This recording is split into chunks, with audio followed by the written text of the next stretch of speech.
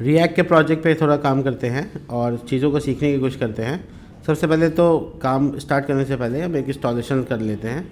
तो हम लोगों को इंस्टॉलेशन करने के लिए यहाँ पर चाहिए एक टर्मिनल ओपन करने के बाद हम यहाँ पर लिखेंगे npm create vita@latest और -- template स्पेस रिएक्ट।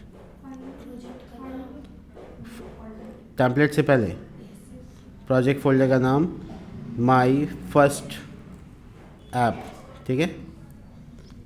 और मैंने इंस्टॉलेशन का प्रोसेस शुरू कर दिया। ये हमसे टेम्पलेट पूछ रहा है तो हम रिएक्ट बता दिया। ये हमसे जावास्क्रिप्ट या टाइपस्क्रिप्ट, तो हम कहा कि यहाँ पे हमको जावास्क्रिप्ट चाहिए, ठीक है।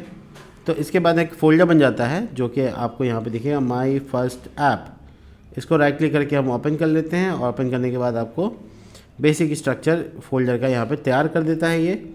और आपको क्या करना होगा, प्रोजेक्ट इंस्टॉल करना होगा। तो npm इंस्टॉल, ठीक है। तो आई से भी इंस्टॉल हो जाएगा, आप कर सकते हैं। चलिए यहाँ पर हम एक एक चीज़ों को फिर से डिस्क्राइब करते हैं। देखिए, कोई भी प्रोजेक्ट बनाने के लिए कंपोनेंट की ज़रूरत पड़ती है और कंपोनेंट बनता है यहाँ पर जावास्क्रिप्ट के फंक्शन से। सिंपली जावास्क्रिप्ट का फंक्शन है जिससे हम लोग कंपोनेंट तैयार कर सकते हैं। और यहाँ पर हम आपको एक एक करके पूरा प्रोजेक्ट बना के दिखाएंगे, ठीक है। तो प्रोजेक्ट जो बनाने वाले हैं उसको एस्टिमेट कर लेते हैं कि कैसा बनेगा। तो हम इसको पेंट पे एस्टिमेट कर लेते हैं। देखिए, हम प्रोजेक्ट में यहाँ पर एक छोटा सा हेडर डालने वाले हैं। उसके बाद एक पूरा का पूरा सेक्शन होगा ऐसा, जिसमें हाफ ऑफ द सेक्शन में इस जगह पर हम लोग तैयार करेंगे लिस्ट, ठीक है, जो कि कैटेगरी का लिस्ट होगा। और यहाँ पे एक बैनर डाल देंगे जो कि प्रचार के लिए इस्तेमाल होगा। यहाँ पर एक हेडिंग डाल देंगे, जैसे कि यहाँ पे एक हेडिंग डाल देंगे और उस हेडिंग के नीचे हम लोग यहाँ पर प्रोडक्ट दिखाएंगे बॉक्स लगाकर, ठीक है। इस तरह से एक लाइन में 4 प्रोडक्ट दिखाएंगे, ऐसे करके मल्टीपल प्रोडक्ट दिखाएंगे। तो ये स्ट्रक्चर होगा जिसको हम बनाने जा रहे हैं। आप लोग देखिएगा कैसे बनता है। तो इंस्टॉलेशन का काम हुआ पूरा और हम लोग कर लेंगे npm run dev और प्रोजेक्ट हो जाएगा स्टार्ट। देखिए, IP एड्रेस मिल गया है और हम इसको जब ओपन करेंगे तो हम बेसिकली उस प्रोजेक्ट के आउटपुट में आ जाएंगे। अब आते हैं इस बात पे कि हम लोगों को काम कहाँ से शुरू करना है। तो सबसे पहले हम लोगों को ये जो app.js बना होता है इसको पूरी तरह से खाली कर देना चाहिए और हम अपना खुद का यहाँ पर एक ऐप बना लेते हैं, कॉन्स्ट ऐप। और उसका ये एक एरो फंक्शन है, तो इस तरह से और कर्ली ब्रैकेट रिटर्न करेंगे हम लोग। बेसिकली इसमें एक फ्रेगमेंटेशन छोड़ देते हैं, बाद में रिटर्न कर लेंगे जो भी हमको चाहिए, एक्सपोर्ट डिफ़ॉल्ट और ऐप। तो ये बेसिकली खाली हो गया पूरा पेज। देखिए, अब पूरा पेज खाली है। इसमें जहाँ आपको कंपोनेंट स्टोर करना है उसके लिए हम एक फ़ोल्डर बना देते हैं कंपोनेंट्स नाम से। और इस कंपोनेंट फोल्डर के अंदर में हम लोग पहला काम हेडर बनाने का करेंगे, header.jsx के साथ। यहाँ पे भी एक कंपोनेंट बनेगा, तो एक्सपोर्ट डिफ़ॉल्ट और फंक्शन और यहाँ पर हेडर और इस हेडर को हम लोग एग्जीक्यूट कर सकते हैं आराम से। बट ये हेडर एक फंक्शन है तो इसमें पैरेंथेसिस भी होगा। अब इसको रिटर्न करेंगे और ये हेडर का काम शुरू करेगा। नॉर्मली डिव है और कुछ नहीं है। हम लोग इसमें टेलविन को भी इंटीग्रेट कर सकते हैं एज इट इज़, जैसे हम लोग जानते हैं, और इसका इस्तेमाल कर सकते हैं। तो ये नॉर्मली मेरे पास क्या है, एक सेटअप है जो कि हम यहाँ पे शुरू कर रहे हैं। तो टेलविन के लिए हम लोग क्या करेंगे, यहाँ पे टेलविन के वेबसाइट पे जाएंगे और वहाँ से इंस्टॉलेशन का प्रोसेस देखेंगे। तो ये टेलविन के पास आ गया। फ्रेमवर्क गाइडलाइंस के पास जाएँ अगर हम लोग, तो यहाँ पे वीटा के पास भी है और रिएक्ट के पास भी है कि कैसे करना है, ठीक है। तो आप क्रिएट रिएक्ट ऐप को भी देख सकते हैं। सिंपली हमको ये वाला चीज़ इंस्टॉल करना होगा। तो हम अपना सर्वर क्लोज़ करके इसको इंस्टॉल कर लेते हैं। इंस्टॉल करने के बाद ये कमांड चलेगा जिससे हमको पता चलेगा आखिर इसका कॉन्फ़िगरेशन फ़ाइल तो मिलेगा। तो npx tailwind css init लगाएंगे तो कॉन्फ़िगरेशन फ़ाइल मिल जाएगा। उस कॉन्फ़िगरेशन फ़ाइल में ये इस तरह का हम एडिटिंग कर देंगे, बस एक कंटेंट में डेटा डाल देंगे। तो एसआरसी फोल्डर में जितना फाइल है उसके लिए यहाँ पे tailwind कॉन्फ़िगरेशन फ़ाइल में कंटेंट को पेस्ट कर देंगे। बस सिंपल कॉपी पेस्ट और कुछ नहीं। और ये तीनों लाइन जो index.css में डालना है वो यहाँ से उठाएंगे और index.css में रखा हुआ कोई भी कोड को हटाकर इसको लगा देंगे, ठीक है। और npm run start जो यहाँ पे कमांड है उससे चल रहा है, तो हमको इससे कोई मतलब नहीं है। हम अपना सर्वर तो जैसे चलाते हैं रनदेव वैसे रनदेव कर लेते हैं। और जब हम हेडर में आ गए तो हम यहाँ पर कोड लिखते हैं bg-red-। देखो ये हेल्प करना शुरू कर दिया। तो हमको जिस कलर का चाहिए उस कलर का हमको ये रेडी कर देगा, ठीक है, टेक्स्ट डैश वाइट और px 10% of the screen, py 5, और यहाँ पर हम लोग करेंगे फ्लिक्स, और इस फ्लिक्स के अंदर में यहाँ पर करेंगे इसके अंदर में एक ए टैग या लिंक टैग, जो भी आप बनाना चाहते हैं, लिंक या ए टैग से बनाते हैं, ठीक है, ए टैग href, और यहाँ पे class text dash 2xl dash semi bold, और यहाँ पर इसको बंद कर देना है और यहाँ पे लिख देना है माई शॉप, ठीक है। ये मेरा लोगो के तौर पे काम करेगा।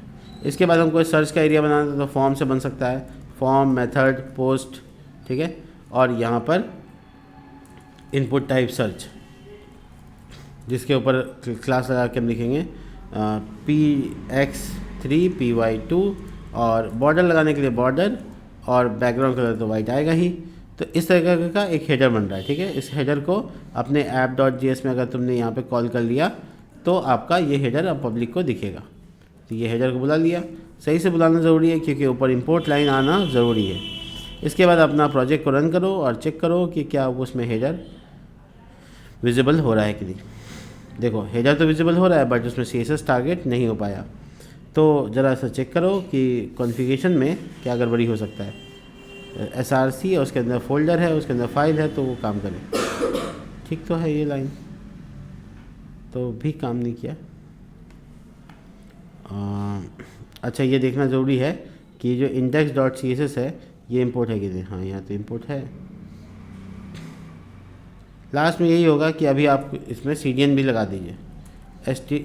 CDN के लिए https://cdn tailwind css.com। आप देखिएगा कि ये से चेंज कर लीजिए। देखिए आ गया। हम इसको बढ़िया से डिज़ाइन देते हैं, ठीक है। अभी हेडर का काम ख़त्म नहीं हुआ है। इसके अंदर फिर से फ्लिक्स और थोड़ा गैप के साथ कुछ लिंक्स बनाएंगे, जैसे कि होम और जैसे कि अबाउट और कॉन्टैक्ट, ठीक है। अब ये जो चीज़ें हैं ये हम लोग इससे फ़िल्टर करेंगे, इससे सही करेंगे। तो हम लिखेंगे यहाँ पे आइटम सेंटर, जिसका मतलब है कि ये ऊपर नीचे से बराबर हो जाएगा, और जस्टिफाई स्पेस बिटवीन, जिसका मतलब है ये कोने एक कोने एक कोने चला जाएगा।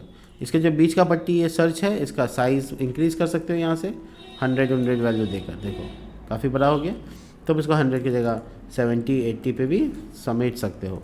इसके बाद इसका जो बॉर्डर एरिया है वो रेडियस कर सकते हो। तो हम यहाँ पे बॉर्डर एक साइड से रेडियस करते हैं, तो लिखेंगे बॉर्डर राउंडेड डैश। अगर तुमको इस साइड से चाहिए तो S लिखो, हो गया राउंडेड डैश। इस तरफ से तुमको रेडियस मिल रहा है बट इधर से नहीं मिल रहा है, तो ज़्यादा चाहिए तो LG लिखो, और उससे ज़्यादा चाहिए तो XL लिखो, ठीक है, और ज़्यादा चाहिए तो 2XL लिखो। देखो काफ़ी अच्छे से ये राउंडेड हो रहा है, इधर से नहीं हो रहा है। इधर से इसलिए नहीं किया क्योंकि इधर बटन से करेंगे हम। तो इनपुट टाइप सबमिट, तो सबमिट बटन, और यहाँ पे वैल्यू में लिखा रहेगा गो, और क्लास में लगाएंगे राउंडेड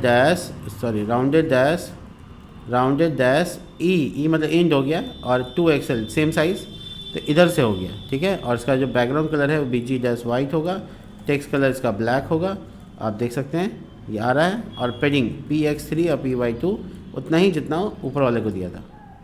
देखिए इसमें एक छोटा सा बॉर्डर भी नज़र आ रहा है, उसको हटाने के लिए लिखना होगा बॉर्डर डैश 0, और ये देखो बॉर्डर, और आउटलाइन भी आता है तो आउटलाइन डैश 0 यस, बट ये काम तो किया नहीं, बॉर्डर एंड आउटलाइन, ठीक है। बॉर्डर डैश नहीं चाहिए तो नन ट्राई करते हैं, बट ये तो अच्छा शैडो जो भी आ रहा है, शैडो नन, ये थोड़ा सा तुमको दिख रहा है यहाँ पे हल्का सा बॉर्डर, ये हमको भी दिख रहा है, बट ये आउटलाइन 0 और बॉर्डर 0 से काम नहीं हो पा रहा है। इसका क्यों नहीं हो पा रहा है, या रिफ़्रेश करने की ज़रूरत है? नहीं, रिफ़्रेश करने की ज़रूरत ही नहीं होती है, ठीक है। आउटलाइन रिंग 0, हाँ बोलो। वो तो अच्छा इनपुट का बॉर्डर है वो, अगर ऐसा है तो फिर हम इसको भी बॉर्डर 0 लिखेंगे। अच्छा इसमें बॉर्डर हम लगाया है लिटरली, जो कि मुझे नहीं चाहिए, थैंक यू। तो बेसिकली ये यहाँ पर हो गया कंप्लीट, और ये है मेरा सबमिट बटन, जो कि अभी फ़िलहाल कोई काम का नहीं है, देखो ठीक है।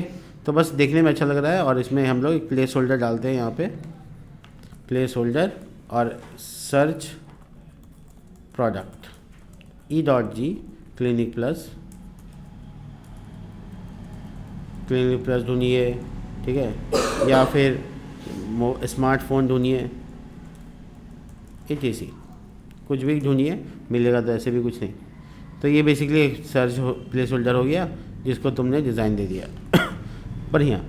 अब आगे बढ़ते हैं, और आगे बढ़ने के बाद हम लोग इसके हेडर के काम को ख़त्म करते हैं। तो देखिए एक छोटा सा कंपोनेंट जो टेलविन के डिज़ाइन से हम लोगों ने बनाया, और ये बन के तैयार हो गया। ऐसे ही कंपोनेंट हमको एक चाहिए इस साइड बार में, तो उसका नाम रखेंगे हम साइड बार, एस कैपिटल, और दूसरा वर्ड आया तो उसको भी कैपिटल करके डालते हैं। एक्सपोर्ट डिफ़ॉल्ट फंक्शन, और उसका नाम वही रहेगा जो फाइल का नाम रखा। और ये देखिए अब साइड बार का क्या केस है कि हमको एक बेसिकली साइड बार देखो ये एक्सपोर्ट डिफ़ॉल्ट फंक्शन में ये सब नहीं होता है, ये एरो फंक्शन होता है।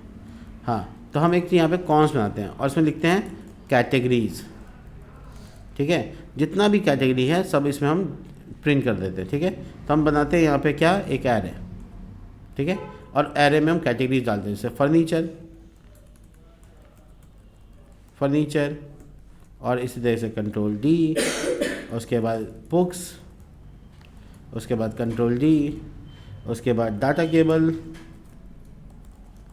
उसके बाद हेडफोन्स, उसके बाद यहाँ पर हम डाल दिया होम अप्लायंस, और उसके बाद डाल दिया ग्रॉसरी, उसके बाद डाल दिया laptop, something like this, fashion, watches, ठीक है, जीन्स, ठीक है, और डाल देते हैं टेलीविज़न, ठीक है, ऐसे जितना चाहो डालते रहो, ठीक है। ये क्या बना रहे हैं हम, एक एरे बना रहे हैं जो जावास्क्रिप्ट का एरे है, क्योंकि फाइल जावास्क्रिप्ट का तो एरे भी जावास्क्रिप्ट का हो सकता है, कोई दिक्कत नहीं है। तो हम यहाँ पे क्या करने वाले हैं, इस जगह पर हम बेसिकली रिटर्न करने वाले हैं ऐसे। तो हम इसमें बनाएंगे सिंपली UL का टैग, LI का टैग जो हम लोग सीखा है, और उस टैग के अंदर में जो LI का टैग होगा वो जावास्क्रिप्ट के लूप का यूज़ करेगा। तो लूप चलाने के लिए हम लिखा categories.map, जो कि जावास्क्रिप्ट से सीख के आए हम लोग, और ये हो गया कैटेगरी, या कैट नाम रख लेते छोटा, ये जो भी नाम रखा है। एक बात और, इसमें इंडेक्स नंबर भी होता है, तो इंडेक्स नंबर सेकंड पैरामीटर होता है, तो तुम इसको डाल सकते हो। तो हम क्या चाहते हैं, किसको लूप चलेगा, LI टैग का लूप चलेगा, और उस LI के टैग में क्या होगा, तो जो कैट का वैल्यू है वो प्रिंट होगा। लेकिन एक चीज़ इंपॉर्टेंट होता है, बहुत ज़्यादा इंपॉर्टेंट होता है, वो ये है कि अच्छा ये देखो यहाँ पे जो मैप का है सिंगल कोड, वो सिंगल कोड यहाँ पे एक और खुलेगा जो कि इस दोनों के डेटा को दिखाएगा, और जो मैप का सिंगल कोड है वो जाके लास्ट में बंद हो जाएगा ऐसे। तो बहुत अच्छे सिंपल सा सिंटेक्स, इनलाइन एरो फंक्शन बनाया है। इंडेक्स नाम का जो वैल्यू रखा है उसको की में पास कर देना है। ये क्या क्यों पास करना है वो हम दिखा देते हैं, पहले देख लो। साइड बार मेरा बन के तैयार है, ठीक है, हम इसका डिज़ाइन नहीं किए हैं, बट हम इसको इम्प्लीमेंट करने जा रहे हैं। कहाँ पे, यहाँ पे। तो हम इसके नीचे क्या करेंगे, एक कंटेनर बनाएंगे, कंटेनर, और इस कंटेनर के अंदर में हम लोग बनाने वाले हैं फ्लिक्स, और फ्लिक्स के अंदर बनाने वाले हैं इधर कुछ साइज़ इधर कुछ साइज़। तो W'3/12, और इसके बीच में डालने वाले हैं साइड बार को, साइड बार। ये कंपोनेंट देखो ऊपर इंपोर्ट हो गया, तो जैसे साइड बार दिखेगा उसमें देखो इतना डेटा आ गया। कैसे आया, इस साइड बार के अंदर जो डेटा है यहाँ पर, ये यहाँ पर आया, इसको चलना था, तो जब चलने लगा तो पता चला यहाँ लूप चलना है, तो जावास्क्रिप्ट का लूप चला। जावास्क्रिप्ट का लूप किस पे चला, एक एरे पे जिसका नाम क्या है, कैटेगरीज। जितना डेटा है उसका मैपिंग हुआ, एक एक करके डेटा चला। कैट नाम का वेरिएबल एक सपोज वेरिएबल है, उसको हम लोगों ने LI के बीच में डाल दिया। अब लेकिन जब तुम इसका कमांड देखोगे, यानी इंस्पेक्ट में जाओगे, तो एक छोटा सा एरर आ रहा होगा। देखो क्या लिखा हुआ है, each child of the list should be unique की प्रॉप्स, यानी एक की प्रॉप्स पास करना पड़ेगा जो कि यूनिक होना चाहिए हर एक चाइल्ड के लिए। तो वही के लिए हम क्या करेंगे, की पास कर देंगे और उसमें इंडेक्स डाल देंगे। इंडेक्स क्या होता है 0 1 2 3 4 5, तो वो यूनिक हो जाएगा। और ये वाला जो एरर अभी हमको आ रहा था ये अभी इंस्पेक्ट करने पे नहीं आएगा, चेक करो नहीं आ रहा। तो ये इंस्पेक्ट करने पे एरर फ्री हो गया। बट इसका डिज़ाइन अच्छा नहीं है तो उसको अच्छा करते हैं। सबसे पहले क्या करने वाले हैं हम लोग डिज़ाइन के लिए, तो यहाँ पे फ्लिक्स और यहाँ पे एक बैकग्राउंड, ये यहाँ पर क्लास और लिखेंगे पेडिंग px3 py2, होवर करने पर bg डैश टिल कलर का और होवर करने पर टेक्स्ट कलर वाइट कलर का। ये देखो आ रहा है होवर, बट ये इतना चौड़ा आ गया। अब इसको थोड़ा सा कंट्रोल करते हैं, तो लेके आएंगे हम लोग app.js के पास आएंगे और जो कंटेनर है उसमें थोड़ा px 10% डाल देंगे दोनों साइड से। तो एक पैडिंग आने से ये अंदर की तरफ घुस जाएगा तो इसका चौड़ाई कम हो जाएगा, काफ़ी अच्छा दिख रहा है। अब ऊपर से थोड़ा मार्जिन देने के लिए empty-5 लगा दिया, तो ऊपर से भी दिख रहा है बढ़िया। और ये ऐसा थोड़ा थोड़ा हल्का सा दिखे, ऐसा कुछ करना होगा। तो इसके लिए हम लोग यहाँ पर आएंगे साइड बार में, यहाँ पे साइड बार में आएंगे और इसका जो पेरेंट है इसमें लिखेंगे divide-x, बस हो गया। तो इससे क्या होगा, divide-, अच्छा x लिखा y, देखो एक एक लाइन नीचे बॉर्डर के तौर पे आ रहा है पतला पतला। तो ये एक चीज़ हो सकता है पॉसिबल। दूसरा ये कि आप पूरे एरिया को ही बैकग्राउंड कलर से बदल दें। तो हम आपको ये दोनों सजेशन देते हैं कि आप दोनों कर सकते हैं। हम आपको दिखाते हैं करके। यहाँ पे इसमें जाएंगे और bg डैश टिल कलर, और ज़्यादा नहीं 50 या 100, बहुत लाइट सा देखो, ठीक है। तो ये वाला एरिया को आप पूरा फुल एरिया बना सकते हैं। कंटेनर में आप h जैसे स्क्रीन लगा सकते हैं या फिर आप फिक्स कर सकते हैं, जैसे आपको मन में आता है। हमको तो ये सही लग रहा है तो हम इनफ है मेरे लिए। अब हम साइड बार के अंदर में यहाँ पे थोड़ा टेक्स्ट का साइज़ को इंक्रीज़ करते हैं, text-2xl। तो आप देख सकते हैं ये टेक्स्ट का साइज़ 2xl जाएगा, एक्सेल तो कर ही सकते हैं, ठीक है। देखो तो ये परफेक्ट दिख रहा है, मज़ा आ रहा है दिखने में और चीज़ों को हैंडल कर सकते हैं। तो px3 की जगह pf5 लिख देते हैं, थोड़ा और ये अंदर की तरफ घुस जाएगा, ठीक है। अब आते हैं इस तरफ जो एरिया है वो यहाँ पर हम लोग को बैनर बनाना है। उसके नीचे क्या करना है वो हमको पता है। अच्छा, जितना भी हम यहाँ पे एरे में डेटा डालेंगे वो अपने आप लूप चलेगा और अपने आप नीचे ऐड हो जाएगा। तो हमको कोई खास डिज़ाइन नहीं करना, बस हम लोग एरे में डेटा फीड करेंगे। जितना एरे में डेटा डालेंगे उतना डेटा आ जाएगा। बहुत बढ़िया। तो हम लोगों का काम यहाँ पे थोड़ा हो गया है आसान। चलिए अब आते हैं इस जगह पर जहाँ पर हम अपना काम कर रहे हैं, जैसे कि app.js में। तो यहाँ पे Cology3 की जगह Cology9 बनाना है और इसका कोई बैकग्राउंड कलर नहीं होगा, तो ये हटा दिया। और बीच में साइड बार भी नहीं होगा तो इसको भी हटा दिया। और यहाँ ला के बैनर को डाल देंगे। बैनर बनाना होगा तो कंपोनेंट में बना के रखते हैं B कैपिटल banner.jsx और RAFC, सॉरी एक्सपोर्ट डिफ़ॉल्ट और बैनर, एक्सपोर्ट डिफ़ॉल्ट फंक्शन तब बैनर। और ये देखिए रिटर्न। और यहाँ पे एक div class name flix-1 flix, ठीक है। और कोई ज़रूरत पड़े तो उसके अलावा अब इमेज यहाँ लगाना है, ठीक है। बहुत अच्छा, ये फिर से देखो क्या किए हम, फिर से वही काम किए। एरो फंक्शन नहीं है फिर भी एरो फंक्शन का सिंटेक्स दे दिए। तो ये नॉर्मली सी जगह है जहाँ पे हमको बैनर बनाना है। तो हम इसका कलर अभी इमेरिट लेमी कलर ले लेते हैं, ठीक है। और इसका हाइट जो है वो 400-500 पिक्सल डिसाइड कर लेते हैं। तो वो जब यहाँ से जब वहाँ जाएगा app.js के पास तो वो आएगा। 9 वाला एरिया में बैनर को दिखाना है तो हम बैनर को बुलाकर दिखा देंगे। देखो अब दोनों के बीच में थोड़ा सा गैप चाहिए, राइट। तो हम गैप के लिए यहाँ पे आते हैं और कहते हैं देखो भैया 5 का गैप दे दो, परफेक्ट। तो ये जो लेमी कलर है थोड़ा सा आँख में ज़्यादा परेशान कर रहा है, तो हम लोग इसको थोड़ा सा शेडी कलर दे देते हैं। तो कुछ नहीं है, बस हम सिंपली लेमी कलर को भी 50 में लेते आएंगे तो उसका भी हालत ख़राब हो जाएगा, ठीक है। अब इसके ऊपर जो है ना हमको क्या लगाना है, एक फ़ोटो लगाना है, ठीक है। तो फ़ोटो जो लगाना है वो फ़ोटो या तो ऑनलाइन मंगा लो या तो कहीं और से इंपोर्ट करके डाउनलोड करके लेते आओ।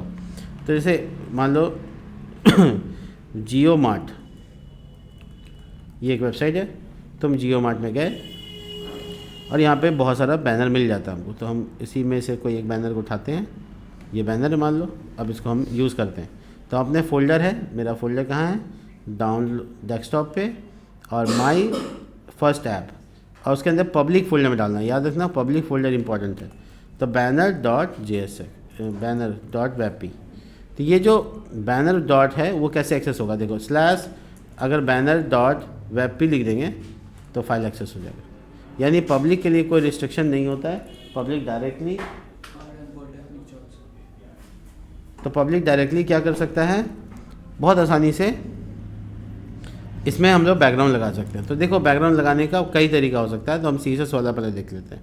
तो लिखेंगे बैकग्राउंड यानी BG डैश बड़ी ब्रैकेट URL और सिंगल कोट के अंदर में लिखेंगे banner.webp जो कि फाइल का नाम है, बस सिंपल। देखें, वाओ। अब यहाँ लिखें BG डैश कवर, तो ये एरिया को कवर कर ले। अच्छा, ये BG डैश कंटेंट, तो इससे ज़्यादा बड़ा हो गया, तो हमको इतना बड़ा बैनर नहीं चाहिए, इसलिए हाइट को अब भूल जाएंगे हम, और हाइट होगा ऑटो। अरे भाई साहब, बैकग्राउंड में लगा रहे हैं तो ऑटो कैसे लगा सकते हैं। चलिए 100 पिक्सल, 200 पिक्सल, डुप्लीकेट नहीं होना चाहिए, 150 पिक्सल। ओहो, बढ़िया हो गया काम। तो ये मेरा बैनर लग गया।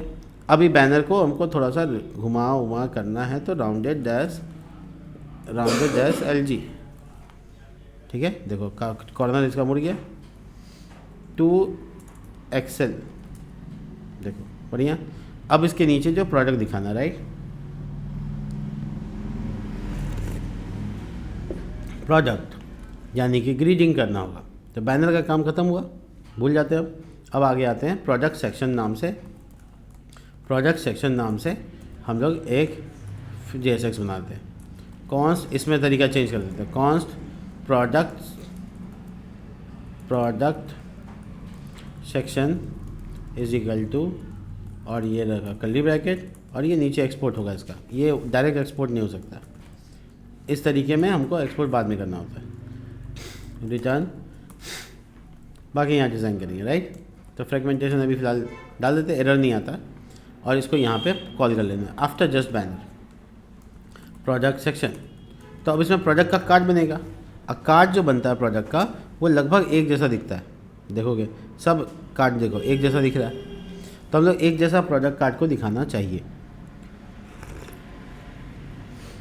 तो चलो बनाते हैं और देखते हैं कैसे प्रोडक्ट कार्ड एक जैसा दिखता है। तो हम लोग ना क्या करने वाले हैं, यहाँ पर एक सब कॉम्पोनेंट बना रहे हैं, इसी को बोलते हैं सब कॉम्पोनेंट। कॉम्पोनेंट के अंदर अगर कोई और कॉम्पोनेंट बना रहे हो और उसको हमको एक्सपोर्ट नहीं करना है, तो उसे कहते हैं सब कॉम्पोनेंट। तो इसका नाम रखेंगे प्रोडक्ट कार्ड, और प्रोडक्ट कार्ड में पैरामीटर के तौर पे नाम जाएगा, टाइटल। तुम यहाँ पे प्रॉप्स लिख दो, प्रॉप्स, और ये कर्ली ब्रैकेट, ये रिटर्न, और ये देखो सिंपल। तो हम लोग यहाँ पर इस जगह पर डिव बनाते हैं, div is in class name, और इस जगह पर फ्लिक्स डैश कॉल, और इसके अंदर जो स्ट्रक्चर तैयार करने वाले हैं वो पहले इमेज होगा। तो img_src, यहाँ पे फ़ोटो को डालेंगे, किसका, प्रोडक्ट का। इंजिंग टैग का ध्यान रखना है, ये स्लैश लगाना इसमें बहुत ज़रूरी हो जाता है। तो हम लोग के पास प्रोडक्ट तो है नहीं, ये मैड एंगल का फ़ोटो है, चलो ये जब डालते हैं, ये फ़ोटो है, इसको कहाँ डालेंगे, अपने पब्लिक फ़ोल्डर के अंदर में कोई नया फ़ोल्डर भी बना सकते हो। तो इसका नाम रखते हैं प्रोडक्ट, PRODUCTS। अभी प्रोडक्ट्स के अंदर में इसका नाम 1 रख लेते हैं, तो पहला प्रोडक्ट हो गया। इसका दूसरा फ़ोटो को उठाते हैं, तो इसका नाम 2 रख लेंगे, और तीसरा फ़ोटो उठाते हैं, इसका नाम हम लोग 3 रख लेंगे। तो इसे याद रहेगा कि फ़ाइल का नाम क्या है, इतना लंबा लंबा नाम याद तो रह नहीं पाएगा। ये चौथा प्रोडक्ट, तो 4 रख लेते हैं। ये 5वां प्रोडक्ट,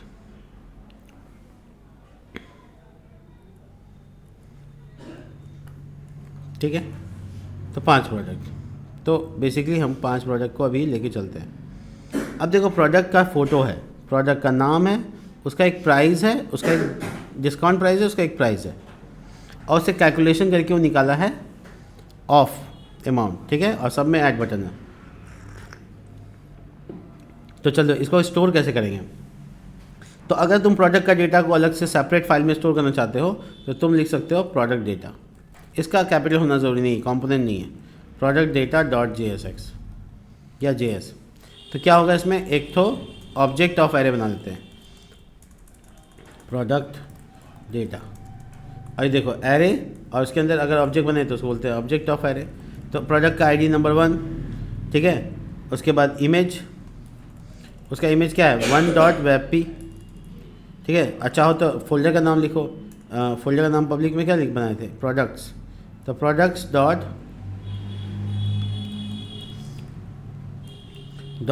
1.webp। उसके बाद प्राइस, तो देखो प्राइस क्या आ रहा है, पहला प्रोडक्ट का हमको याद तो नहीं है लेकिन लिखना पड़ेगा, 50 रुपये। डिस्काउंट प्राइस, सस्ता दाम में कितना बेच रहा है, 33 रुपये में। और नाम क्या है, तो नेम, तो लिखा बिंगो अचार मैड एंगल, ये नाम है मैड एंगल, ये जो नाम तुमको समझ में आ रहा है वो लिखो, ठीक है। एक हो गया। अब दूसरा, तो ऐसे करके हम लोग 5 प्रोडक्ट का डील लेंगे क्योंकि 5 ही प्रोडक्ट है मेरे पास। आईडी कितना हो जाएगा 2, image product slash 2.webp, price, अब दूसरे प्रोडक्ट का प्राइस 45 रुपीज़, बिल कितना मेरा है, डिस्काउंट प्राइस तो 30 रुपीज़। हम एकदम अजम्पशन कर लेते हैं, ठीक है। कोका कोला 750 ml, देखो तो जितना की है ना वो सेम रहेगा क्योंकि लूप चलाएंगे हम, वैल्यू अलग अलग हो सकता है। तो टोटल हमको कितना बनाना है 5, एक और कॉमा कंट्रोल D, टोटल 5 को बना ही लेते हैं। तो पहला हो गया 1 2, ये हो गया 3, तो थोड़ा टाइम कम लगेगा, तो इसका हो गया 3.webp। और ये देखो प्राइस, तो तीसरा प्रोडक्ट था मैगी, 120 रुपये प्राइस दिखा रहा है और डिस्काउंट करके वो प्राइस मिल रहा है 95 रुपीज़ में। और लिखना Maggi, Nestle Maggi, MAG Maggi 2 minute, झूठ बात, मिनट मसाला इंस्टेंट नूडल,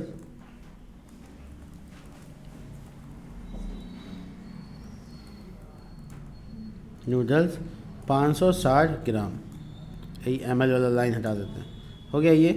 अब आते हैं चौथा नंबर पे, चौथा नंबर ये है और 4 नंबर इसका इमेज यूज़ करेंगे। और नेक्स्ट क्या है 700, ये फ़ोटो डाले थे हम, 700 लग नहीं रहा है कि फ़ोटो हम डालें, 4 नंबर है, हाँ ठीक है। तो 450 नहीं 795, 795। डिस्काउंट प्राइस क्या है, अच्छा WebP नहीं है JPG है, ये फाइल का नाम भी चेक कर लेना, देखो JPG, ठीक है। तो इसका जो 518 नाम क्या है इसका, Surf Excel Matic top load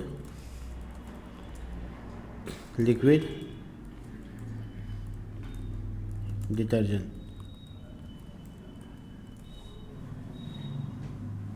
कैसा रखो 4 kg, ठीक है। अब 5वां नंबर, थोड़ा पेशेंस रख के आराम से लिखो क्योंकि ये डेटा मेरे पास चाहिए। और 5वां नंबर है 5.webp। अब 5वां जो प्रोडक्ट है वो वैसलीन है 435 का, और जो प्राइस में मिल रहा है 247, और जो नाम है वैसलीन इंटेंसिव INS नहीं होगा, intensive care deep moisturiser TURE LOTION lotion, और भी नाम होगा इसका लंबा, लोशन फॉर ड्राई स्किन। भाई साहब क्या क्या सिखा रहे हैं हम। 400 ml कैसा रख के देख रहे हैं। तो बेसिकली ये पूरा का पूरा प्रोडक्ट को हम लिस्ट कर दिया यहाँ पे एरे ऑफ ऑब्जेक्ट में, जो कि जावास्क्रिप्ट का एक कलेक्शन ऑफ डेटा हो सकता है। तो इसको बुला के हम लोग क्या करेंगे, लूप चला देंगे। चलो डिज़ाइन करते हैं। तो डिज़ाइन कर रहे थे हम कहाँ पे, प्रोडक्ट सेक्शन में। प्रोडक्ट सेक्शन में एक प्रोडक्ट कार्ड नाम का सब कंपोनेंट बना रहे हैं। इस सब कंपोनेंट के अंदर में फ्लिक्स डैश कॉलम इमेज आएगा यहाँ पर। तो हम यहाँ पे लिखेंगे प्रॉप्स डॉट इमेज। तो प्रॉप्स में जो इमेज आएगा वो यहाँ आ जाएगा, ठीक है। इसका जो कंट्रोल है, फोटो वोटो का साइज़ है, वो सब बाद में देखेंगे। H2 का इस्तेमाल करके लिखेंगे यहाँ पे product dot image props dot name, जो कि नाम होगा। उसके जस्ट नीचे आप देख सकते हैं कि उसका डिस्काउंट प्राइस दिख रहा है। तो एक पैराग्राफ जो कि उसका डिस्काउंट प्राइस दिखाएगा, प्रॉप्स डॉट डिस्काउंट। ये जो कॉलम लिखेंगे ना उसके अकॉर्डिंग है, प्रॉप्स का नाम भी सेम रखेंगे। और जो ये वाला प्रॉप्स है इसमें सिर्फ प्राइस। और उसके जस्ट नीचे क्या है, वो जो ऑफ वाला लाइन है ना उसको बाद में बना लेंगे। अभी फ़िलहाल ऑफ वाला लाइन इसके साथ जोड़ना चाहते हो तो जोड़ सकते हो। स्पैन और BG dash green 300 text dash green 600 और लिखना 30% ऑफ। ये बाद में हम डायनेमिक कर देंगे, अभी फ़िलहाल के लिए ये इतना। इसके बाद हम लोग एक बटन दे रहे हैं ऐड नाम का, जो नीचे है। तो वो A टैग से बनेगा। क्लास इसका जो भी रखना है वो है राउंडेड 3XL और PX3 PY2 W dash full और ऐड। बाद में इसका डिज़ाइन कर लेंगे, अभी फ़िलहाल के लिए इतना काफ़ी है। तो तुम देख पा रहे हो कि सब कुछ हम प्रॉप से लेकर इसमें एक डायनेमिक कंपोनेंट बना लिया। लेकिन जब हम यहाँ पे इसको लेकर आएंगे और प्रोडक्ट कार्ड को यहाँ कॉल करेंगे तो हमको यहाँ पे पास करना पड़ेगा। क्या क्या पास करना पड़ेगा, प्रॉप्स में इमेज को पास करना पड़ेगा। तो इमेज इसमें जाएगा। उसके बाद हमको नेम को पास करना होगा, तो नेम इसमें जाएगा। फिर इसके बाद हमको डिस्काउंट प्राइस पास करना होगा, तो डिस्काउंट प्राइस ऐसे जाएगा। उसका प्राइस जाएगा, तो ये ऐसे पास करोगे। और लास्ट में कुछ भी नहीं, हो गया। तो ये एक कॉम्पोनेंट को कॉल करेगा। अभी तो फ़िलहाल के लिए इतना छोटा सा डब्बा आ रहा है बस, क्योंकि फ़ोटो नहीं जा रहा है। तो ये सब जाएगा कैसे, मेरे पास एरे है, तो क्यों ना हम यहाँ पे लूप चला दें। ठीक है, तो अब शुरू करते हैं लूप चलाना। Curly bracket product data export किए थे उसको हम, वहाँ देखो कौन सा बनाए, एक्सपोर्ट कर भी देखिए। तो एक्सपोर्ट नहीं किया तो इंपोर्ट नहीं हो सकता। एक्सपोर्ट डिफ़ॉल्ट प्रोडक्ट डाटा हो गया। तो ये एक्सपोर्ट करके चले गए। अब यहाँ पे मांगेंगे तो मिल जाएगा हमको। देखो आगे प्रोडक्ट डाटा भी मिलेगा, प्रोडक्ट मिलेगा। देखो प्रोडक्ट, ओ भाई साहब काहे नहीं आ रहे हैं, कोई बात नहीं। प्रोडक्ट डाटा ऊपर में इंपोर्ट करते हैं मैनुअली, ठीक है। तो हम यहाँ पे लिखेंगे इंपोर्ट, ऊपर एक फर्स्ट लाइन में लिखते हैं इंपोर्ट प्रोडक्ट डेटा। देखो फ्रॉम कहाँ से, तो डॉट स्लैश प्रोडक्ट डाटा बाहर है। डॉट स्लैश मतलब फोल्डर, कॉम्पोनेंट फोल्डर से बाहर में रखा हुआ है, तो बाहर से आगे एक्सेस हो गया। अब डॉट मैप लूप चलाया। अब इसमें पहले आइटम नाम का वेरिएबल और इंडेक्स चलाने के लिए इंडेक्स, लेकिन मेरे पास आईडी है तो हमको इंडेक्स की ज़रूरत नहीं। तो हम क्या करेंगे, इस चीज़ को लूप चलाना है, सब प्रोडक्ट कार्ड बन के आ जाएगा। कट कर लेते हैं और यहाँ पे पेस्ट कर लेते हैं। इसका जो ऊपर का अपर डिवीज़न है उसमें क्या करेंगे कि एक दूसरे के बगल में आए, अब पाँचों एक दूसरे के साथ आए, तो ग्रीड लगा सकते हैं। ग्रीड डैश कॉल डैश 4 एक लाइन में चाहिए। गैप कितना रखना है वो तुम डिसाइड कर लो, दैट्स इट। इसका डिव इंड कर लो बढ़िया से। देखो 1 2 3 4 5 आ रहा है, लेकिन नाम हम नहीं आ रहा है, तो क्योंकि पास नहीं किया तो नहीं आ रहा है। अब आपको यहाँ पे क्या पास करना है, तो आइटम डॉट इमेज, आइटम ही वेरिएबल, ऑब्जेक्ट का नाम, उसका इमेज, इसमें नाम चाहिए। तो आइटम डॉट, देखो ध्यान से, आइटम्स नहीं, आइटम डॉट नेम, अब तुम चाहो तो एंटर मार के इसको अच्छे से क्लीन रख सकते हो। देखो हम साफ़ सुथरा दिखेगा तुमको, कोई दिक्कत नहीं है। अब यहाँ discount price, item dot discount price, और ये प्राइस की जगह पे आइटम डॉट प्राइस। बढ़िया, एरे से डेटा आ गया। अब ये जो एरे से डेटा आया है इसका डिज़ाइन बाकी है, क्योंकि हमको एग्जैक्ट नहीं दिख रहा था तो पता भी नहीं चल रहा था क्या करना है। अब डिज़ाइन कहाँ करेंगे? यहाँ, क्योंकि प्रोडक्ट कार्ड यही है तो एक बार बार लिखना नहीं पड़ रहा है, एक ही बार डिज़ाइन करेंगे सब में हो जाएगा। तो सबसे पहले देखो क्या करने वाले हैं हम, कि जो एरिया है पीछे बैकग्राउंड में उसका कोई दूसरा कलर डाल देंगे ताकि वो उभर के आए। ठीक है, तो हम अपने app.js के पास जाएंगे और वहाँ पे जाने के बाद कहेंगे देख भाई ऐसा है कि इसका बैकग्राउंड कलर कोई दे दे हमको, बीजी डैश लेटी डैश 150, ज़्यादा नहीं। देखो कुछ तो अलग ग्रे कलर हुआ 100। ठीक है, अब इसके एरिया को थोड़ा पेडिंग देंगे। देखो तुमको ग्रे कलर दिख रहा है साफ साफ चारों तरफ से, तुम चाहो तो दे दो, चलो मैं हटा दो, कोई इशू नहीं, अपने हिसाब से तुम्हारा काम है। तुम बॉडी में दे दो जाके, कोई दिक्कत नहीं है। ठीक है, तो ये हो गया एक काम। दूसरा ये कि हमको दोनों के बीच में गैप चाहिए था, तो हम यहाँ पे लिखेंगे फ्लिक्स डैश कॉल एक दूसरे के नीचे, और नीचे गैप डालना है तो हम लिखेंगे गैप 10। तो 10 ये क्या हुआ, कहाँ प्रस्थान कर गई? छोड़ो, हम बैनर मार्जिन से कर लेते हैं। मार्जिन सेक्शन यहाँ पे गए और इस जगह पे लिखेंगे मार्जिन टॉप। हो गया, गैप ही नहीं चाहिए, मिल जाएगा। और बढ़ा दो 10, देखो मिल गया गैप। तो अब हमको जो वाइट कलर का सेक्शन नज़र आ रहा है ना खास करके, तो वाइट कलर का सेक्शन को हमको यहाँ से डिज़ाइन करना है। देखो PG डैश वाइट, तो अब ग्रे के ऊपर वाइट नज़र आएगा, आ रहा नज़र। अब इसमें पेडिंग PX3 PY2, वाओ, और राउंडेड नहीं उभर के आ रहा है, कोई बात नहीं, बॉर्डर लगा दो, बॉर्डर डैश स्लेटी डैश 200, बॉर्डर से बॉर्डर, ये देखो थोड़ा सा हल्का सा ग्रे कलर का बॉर्डर। तो अपने साथ सोच सकते हो कि कैसा दिखना चाहिए। अब आते हैं ये जो बटन है, ये भाई साहब बॉर्डर भूल गए। दिख रहा है बटन आपको? दिख रहा है, नीचे की तरफ सेट होना चाहिए, राइट। तो यहाँ पे क्या क्या लिखेंगे, अलाइन जस्टिफाई कंटेंट स्ट्रेच नहीं बिटवीन। देखो बटन सबका नीचे आ गया, चिपक गया। ठीक है, बीच में गैप कितना दें, 2 3 4 5। देखो अरे भाई साहब इतना गैप है तो बवाल हो जाएगा। चलो गैप हटाओ, बटन को सेंटर करते हैं।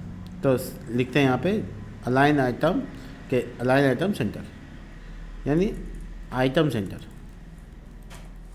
ये देखो ऐड बटन लेकिन सेंटर में नहीं आया, तो इसमें टेक्स्ट सेंटर लिख देते हैं। टेक्स्ट सेंटर हो जाएगा काम। देखो आ गया बीच में, ठीक है, ये बटन आ गया।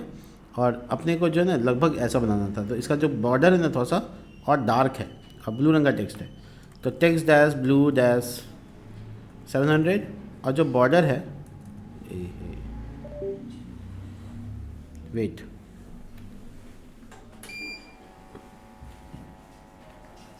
जो बॉर्डर है उसको हम लोग थोड़ा सा बोल्ड करते हैं। तो बॉर्डर डैश 2 लिखने से बॉर्डर बोल्ड हो जाएगा। दैट्स इट, बढ़िया साफ साफ दिख रहा है। बॉर्डर डैश वेट आने दो, बॉर्डर डैश 2, बॉर्डर डैश 4 ज़्यादा हो गया, और 2।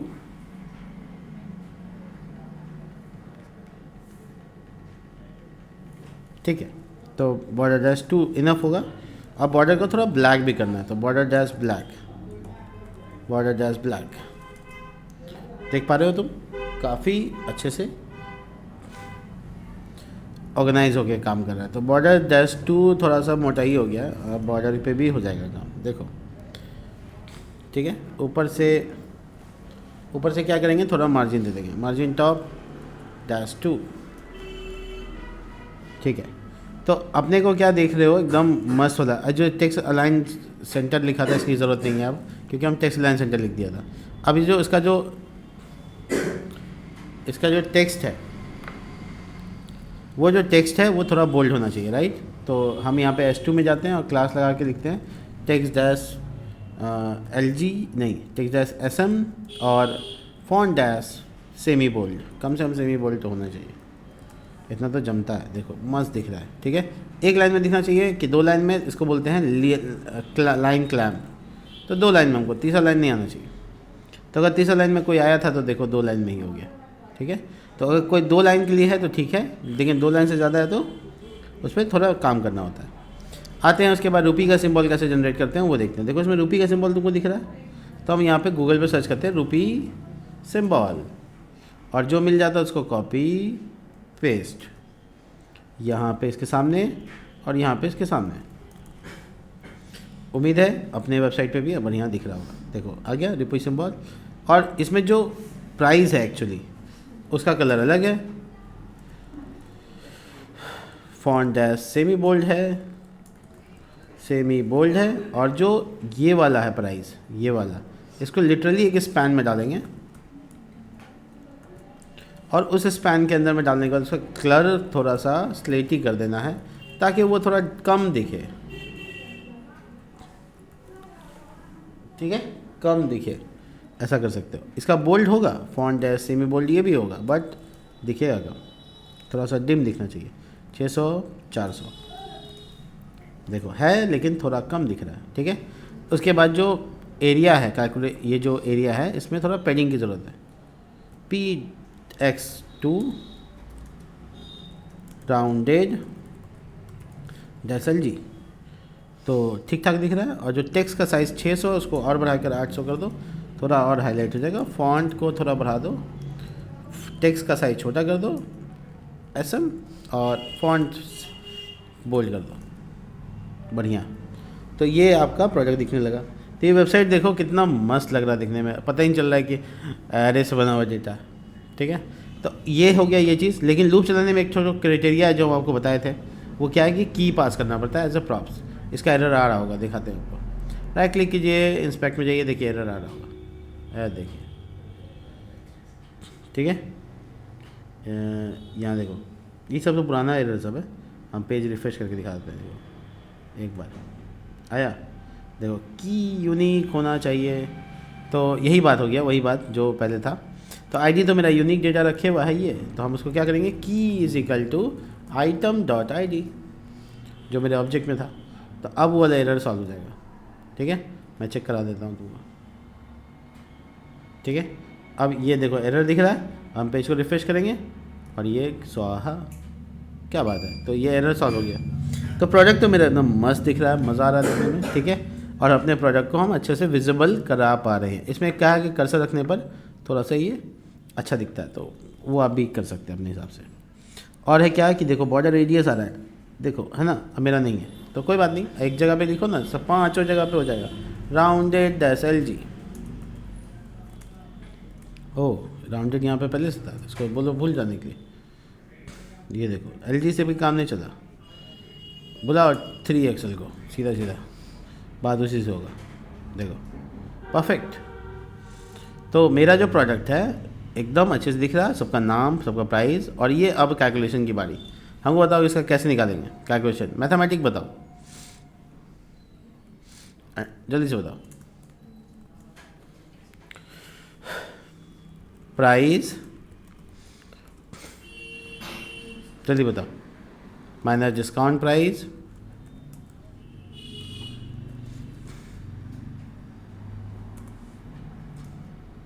ये तो ऐसे हो नहीं सकता, प्रॉप्स डॉट प्राइस लिखना होगा, props dot price, props dot discount price. ये तो निकल गया दोनों के बीच का माइनस वैल्यू, 15 रुपये है, 25 रुपये है, जो कम हुआ है। परसेंटेज में कैसे करेंगे, मैथमेटिक का क्वेश्चन बताओ। मेरे पास एक प्रिंसिपल अमाउंट है, मेरे पास क्या है, एक प्रिंसिपल अमाउंट है, ठीक है। प्राइस इज़ मान लो 100 rupees, and discount price is equal to 30 rupees. How much off in percentage. अब इसकी सिंपल कैलकुलेशन, अगर आपको इसको डिवाइड करना है तो क्या करेंगे, देखिए डिस्काउंट प्राइस को ओरिजिनल प्राइस के साथ डिवाइड कर देंगे, जो वैल्यू आएगा उसको 100 से गुना करेंगे, वही आपका पर डिस्काउंट परसेंटेज होगा। जैसे 30 रुपया आपका डिस्काउंट अमाउंट है, 100 रुपये का सामान है, गुना करेंगे तो आपका 100 आएगा और वो 0.3 से 30 आ जाएगा, 30 इज़ द परसेंटेज। ये कैलकुलेशन यहाँ पे करना है आपको, सिंपल। तो आपको क्या करना है, देखिए ये आपका ये लॉजिकली बता रहे हैं, देखो छोटी ब्रैकेट में कवर कर रहे हैं ताकि प्रायोरिटी बढ़ जाए, ठीक है। छोटी ब्रैकेट में किया और डिवाइड बाय एक्चुअल प्राइस, ठीक है, discount price divide by actual price into, अच्छा देखो ये दोनों चीज़ एक ही ब्रैकेट में होना चाहिए था। तो मैथमेटिकल कैलकुलेशन है, ज़्यादा कुछ है नहीं, गुना 100, देखो तो अब 66.66 ऐसे लंबा हो गया। तो इसको राउंड फिगर में लाने के लिए फ्लोर पढ़े थे, सेल पढ़े थे जावास्क्रिप्ट में, वो जो पढ़े थे वो यहाँ काम आएगा। तो इस सब को यहाँ से लेकर यहाँ तक को एक बार में कट कर लो और लिखो मैथ डॉट फ्लोर, नीचे वाला चाहिए तो सेल, अब परसेंटेज का साइन ये मत भूलिएगा, 66% ऑफ, सच में नहीं ना, गलत हो रहा है। फिर से वापस आके मैथमेटिकल कैलकुलेशन देखते हैं। तो discount price into 100, discount price divide by, पहले डिवाइड करवाना है फिर गुना कराना है।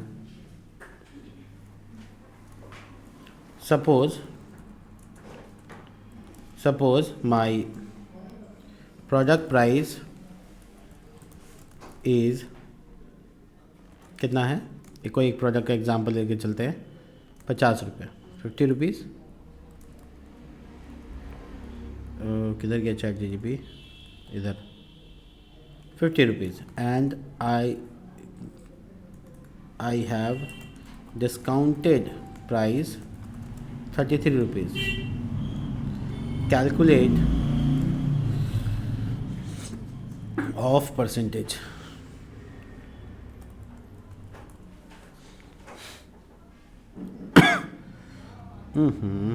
66% तो नहीं है, 66% हो गया सर। 33 मेरा प्राइस है डिस्काउंट के बाद, डिस्काउंटेड प्राइस डिस्काउंट के बाद, डिस्काउंट के बाद प्रोडक्ट का जितना प्राइस बचा हुआ है 32।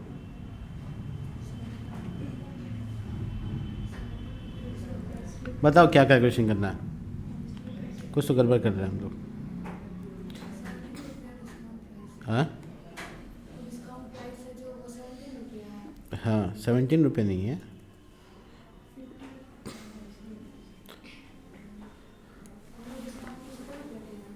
हाँ डिस्काउंट 17 रुपये दिया, तो 17 रुपये कितना परसेंट हुआ, 50 रुपये का 33।